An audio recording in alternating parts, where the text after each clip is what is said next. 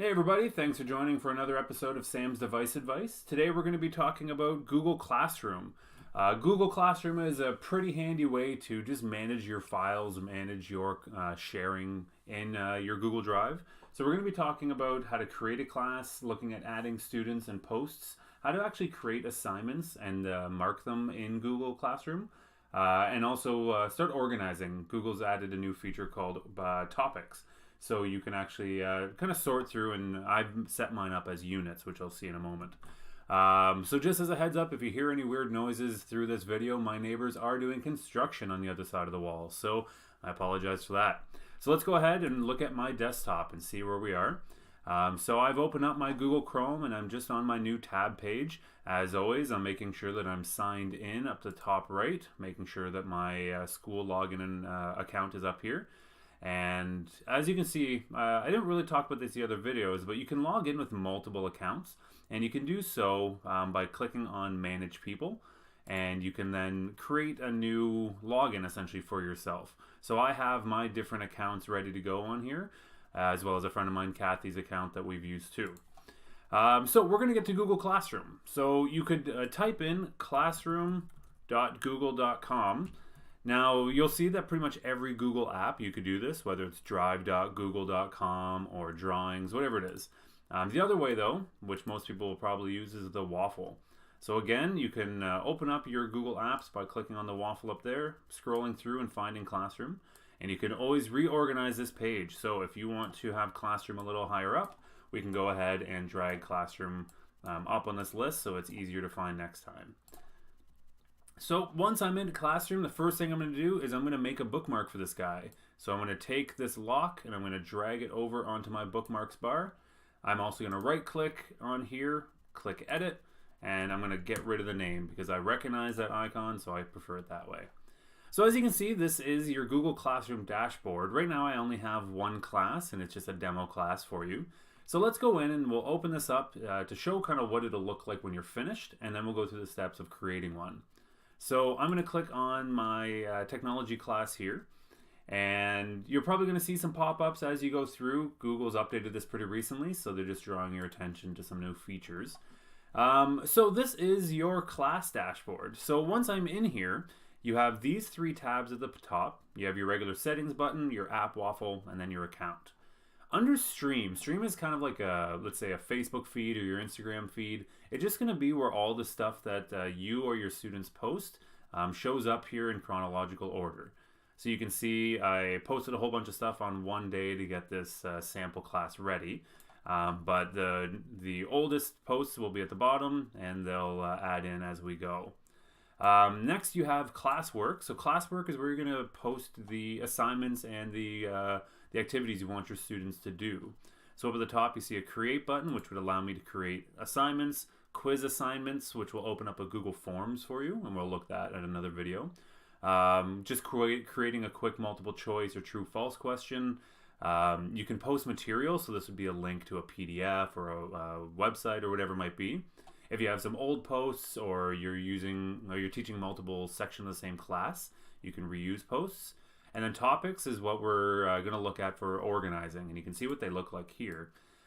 So where you see these titles, Introduction, Unit 1, Unit 2, those are set up as topics, and then you can organize your work that way. So you can see I have an introduction topic where I have two activities here. One is a quick question asking students to tell me which technology they prefer. And this one is a getting to know you Google form, which they can click on and link to. And then the last tab we have up here is the People tab. So this is where you would add students, and you can also add co-teachers if you would like. You can see down here I've added one student, and I've shown you what it looks like if you send somebody an invite but they don't accept it yet. This student is invited, whereas this one has accepted the invite and they're ready to go. So let's go back to my my total dashboard, and let's look at creating one of these classes from scratch. So from my Google Classroom dashboard, again, I could get there by clicking on my new bookmark or going through my app waffle here. I'm going to click on this plus button. Now this plus is how a student would find your page as well. They would click join class, and I'll show you how to get the code that it's going to ask them for here. But in our case, we're going to create a new class. So let's go ahead, click here. And you're not going to see this because you have a Google Suite for Education account with your school board one. But what's nice about Google Classroom is that it now works with private accounts. So if you just have an @gmail.com email address, you could use Google Classroom to organize hockey teams, Beaver Scouts, whatever it is. You can set up your groups through here and keep yourself organized. So it's going to ask me to create a name, so I'm going to call this my sample class. If you have multiple sections, you could put those in here if you wanted to. You can specify the subject. Again, a lot of this is optional. You just really need the title of the class. But let's say the subject is technology. And you can also include the room number on there if that's important for your school. So I'm going to click Create, and this is going to build my Google Classroom for me real quick. And then once this pops up, it's going to give me a few different ways that I can customize this. So again, you see my stream, Classwork, people. And this is a photo or a background image that Google has tried to select for me. But you can change this very easily as well. So why don't we do that? That'll be our first thing we'll do. So I'm going to get rid of this background because it's going to be a little distracting for me. So you can select a theme, or if you have a photo you want to use as your theme, you can do that as well. Just a pet peeve of mine, try to make sure it's a really high quality photo, high resolution, or else it'll be really pixelated. But if I click select theme, Google actually has quite a few banners for me to choose from. So they have it broken up by different departments. So if I go into math and science, I said this is a technology class, so let's go ahead and choose physics, close enough. So now I have my physics themes, and you can see the colors of my whole page change as well. So this is the class code I was speaking of. So if your students go to their dashboard, they click that, that plus button they found, they would then type in this code. If you press this square button, it will display it for them. So this is if you already have your class set up, but you don't know who your students are yet. On day one, you could set this up on your board or write this somewhere in the room, and students would join manually. But if I wanted to add students myself, if I already have my class list and they're already in the system, I can go up to the People tab, and again, I could hit the plus if I have multiple teachers in this, but I can directly add students in here. So I can hit plus and then start typing my students' names, and their email address should come up, and then you just have to click invite. So they're going to get an invite into their Google, into their Gmail account, which to be honest, most students don't check with their school account. But if they go to Google Classroom, they will also see a list of classes, and one of them will have an icon here that says accept invite. So let's go back into my sample class. So I've invited my students, so I'm ready to get going for my year. So you can start with your stream. So your stream is kind of doing just basic posts. This is just going to be some general information if class is going to be starting a little bit late, if you want to wish them a great long weekend, whatever it is. This box up here is more for just notifications. The actual work we'll look at in Classwork. So the first one you could do would be welcome to Sam's technology class, and have a nice message to start your year. You can see in this window I also have the option to attach items. So if I click here, I can upload things from my computer or from my Google Drive and share them on this post. I could also go directly to my Google Drive and I can share things that I have ready to go. So there's a worksheet, or if there's something you'd like them to read over. You can attach YouTube videos very easily. So you can actually do a YouTube search here, or you could paste the website address, the URL for it as well. And then finally, you can just post a link. So if there's a website you want them to go visit, you could post that here. So for this case, I'm going to add a video of educational technology. And there's a really good YouTube channel called Crash Course, which if you haven't heard, I recommend checking it out. They have really engaging videos for, I'd probably say students grades 7 and up. It's not that it's just the material might move a little quicker for anyone younger. But this one I'm going to choose is just an overview of what computer science and educational technology looks like. So in my message, I might add, please watch this video before day 1. And I can go ahead and click post. Now you can see this drop down arrow. If I click that, it actually allows me to schedule this post for a later time. So you can do this with all of the work on Google Classroom. So if you're the type of person who does all of your prep work on Sunday, God love you, and you can then post this out throughout the week. So you could say, okay, I want this one to release on Tuesday. I know I have a supply teacher coming in on Wednesday, so I'm going to have all of this post at the right time for them. So the students just need to log in. And you can set the time for that schedule as well. For my case, I'm just going to click post, and it's going to go right onto my board as it is. So now my students have their welcome, and I'm going to make sure that I have things ready for them on day one. So I want to go into my classwork part. So again, this is where you can assign work to your students, and it will automatically get added to their Google Classroom calendar, which is really convenient. We're going to look at calendar in a different video as well, but any assignment you put on here that has a due date will get added to yours and your students' calendars. This button will open up a Google Drive folder that's automatically created for your Google Classroom. So you can see this is the structure for it. So in my Drive, you now have a folder called Classroom. And then any class you create will have its own subfolder. So you can see these are the 3 classes that I've set up, and this is the one that I just created. So right now there's nothing in it, but as I start creating content for my class, it will be organized and shared in here. So let's do a day 1 assignment, or actually let's do this as a quiz, but it can be more of a get to know you activity. So I'm going to click on quiz. And you will have your title here, so this would be get to know you. You can provide instructions if you want, so please complete this quiz. You can decide how many points this is out of. Now I'm going to say this is an ungraded quiz, so it's not really important how they do, essentially because it's going to be a survey. I do want them to have it completed before Friday, so I'm going to choose Friday. I can set a time, but I don't think that's necessary for me right now.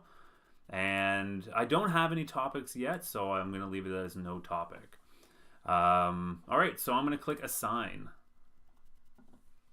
So now I have this assignment, and it's giving me a blank quiz. So once I click on this assignment, you'll see this Google form here, and it's going to link to my quiz. Now, we're going to go through Google Form a little bit more in another video, but this is going to be linked directly to this, and Google Forms is a really handy tool to use.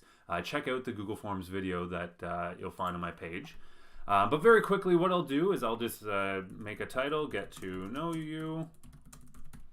I'm going to copy that title and make that my file name as well, just to make sure that I can find it easier. And I could start making questions in here. So I could have untitled questions such as your name. And Google does a pretty good job of guessing what kind of questions you're looking for. So you might have seen that it changed it from a multiple choice question to a short answer. I could say, what is your favorite subject? And then it gives me my multiple choice option now. So I could type in a few options here. Pardon my lack of capitalization, and so on. Now, doing it in this method, I'm going to go back to my classroom for a moment here. Because I've set this up as a quiz, Google thinks I want to assign marks for that. And again, in the Google Forms video, we'll go through this, but you can actually set this as a marked quiz, or you can set this just as a survey. So in this case, I'm going to turn off the marks. Again, if I'm going too quick, feel free to view that Google Forms video, and it will make life a lot easier. So once I've created my my form, my survey, my quiz, whatever it is that I want this to be, I don't actually have to send it here because it's linked on my Google Classroom. So I can just close my Google form, and now it's ready to go. So my students, when they get to day 1, when they log into my classroom, they're going to see on their stream a welcome, like my welcome message with a video attached, and they're also, they're also going to see this post, which is an assignment. If they click on it, they're going to see this Google Forms quiz to complete. Now, I mentioned organizing this, so using topics to kind of sort this through. Because in the past, in your classwork, you would just have just a slew of things posted by date, but you didn't really have a nice way to keep them organized. So if I go up and click Create, and then scroll down to the bottom, my last option is Topic. So you can have your topics set up however you want them to. I typically use them as units, but you could do it in any way, really. But what you'll see is now that I've created a topic, and if I scroll down, I can see Unit 1. And it says students can only see topics with published post. So if you have a bunch of empty topics that you're going to use later in the year, the students won't see those. They're only going to see the ones that actually have posts ready to go. So all I have to do to put my Get to Know You quiz now in my Unit 1 is click on it and drag it down. So now I have a nicely organized Unit 1 ready to go. And in this, I can also add a quick question. So the questions are a new feature in Google Classroom as well. And they're really just a nice quick way to get to know your class, whether you want to do it as a formative assessment or if it's just a bell ringer. It could be kind of whatever you want. So if I open up a question, I will have my question that says, how many phones do you have in your house? Don't ask why I chose that question. That was the first one that popped in my head. If I scroll down again, I can have instructions that I can put in if I want to. I can decide whether this is a graded or an ungraded activity, and I could change this out of 10 marks or whatever I'd like. And I'll click ungraded for now. Again, I want the due date to be the same. They're going to have to answer this question for me before Friday. And then you're going to see these options down here where it says students can reply to each other. So once a student answers my question, other people could add on to it. So this would be a good way to get class discussions going. And you can also allow students to edit their answer. So if this isn't an actual like content question, you can have them go in and edit their responses afterwards. And then over here on the left hand side, you can see I have these two options for my questions. I have short answer or multiple choice. So short answer will just give them a text box to type in, and multiple choice will allow you to customize your responses. So I asked how many phones they have, so I could put in however many I'd like. And then once again, I can click on this drop down arrow. I can schedule this post to happen when I want it to, or I can go ahead and post this right away. You could also see those were the, you had the additional add-ons at the bottom. So you could attach something, grab something from your Google Drive. And again, I'm going to drag this down into my Unit 1, if it will let me. Let's go ahead and refresh this page. You can also add things to different units or different topics in the actual editing. So if I want to change something that I've created, always click on your three dots. That's your extra options. And I could delete it from here, or I could click edit. And then you can actually sort the topics when you're creating them here. Okay. So that's kind of the basics of your Google Drive. Other than that, you have some basic settings in this cog wheel here. You can change the name of your classroom. You can grab your class code. This also gives you an option to reset it. So if you've had students joining your class who aren't actually in your classroom because they got the code by accident, whatever it is, you could reset it, or you could actually disable this completely so nobody else can join your class. Can be handy later in the year. You can decide whether students can post and comment on your stream, or if they can only comment, or if you don't want them to have any control over that stream as well. You can do that based on your class. You can decide whether or not you trust them to do so. And then you can decide what your classroom looks like on the stream. So whether it has all of the attachments and details expanded or condensed. Again, these are more just customized. Doesn't really matter in the long run. And then on the left-hand side, you'll see now I have two things upcoming due Friday for my students. So when they log in, they're going to see this little upcoming window. So they have no excuse to not know what they're looking for. And if I wanted to switch between all the classes that I have, I click on my three lines up at the top. I can jump to each class. I even have a to-do list for things that aren't marked yet or assignments that are ready to go.